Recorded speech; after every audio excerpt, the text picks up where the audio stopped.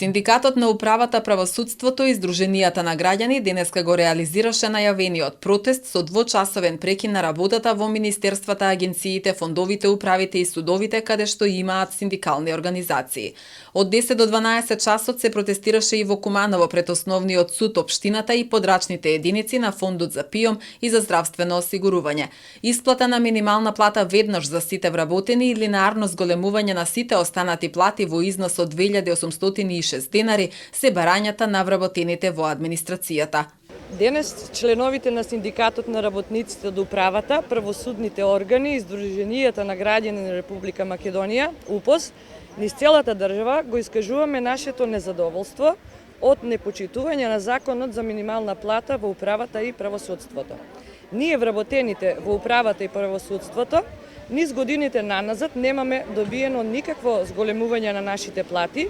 а сведоци сме дека од владата за одредени сектори во последните 2 години драстично ги зголеми платите. Платата за месец март се исплаќа по старо, но кој ќе ја сноси одговорноста за непочитувањето на законот за минимална плата?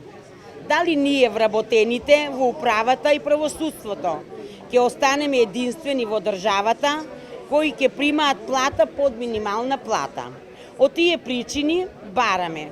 исплата на минимална плата веднаш за сите вработени кои и во овој момент се под минималната плата и линеарно зголемување на сите останати плати во износ од 2806 денари.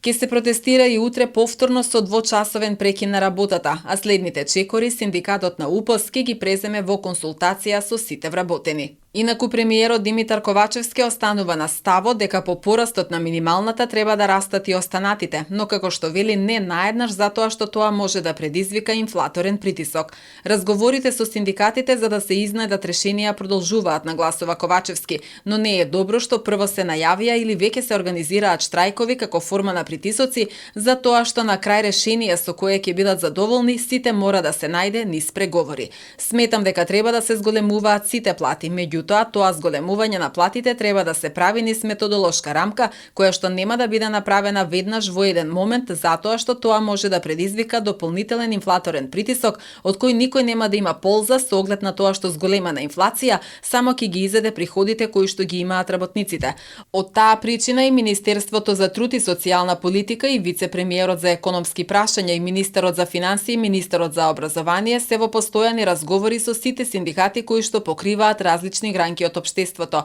рече премиерот во одговор на новинарско прашање, објави МИА.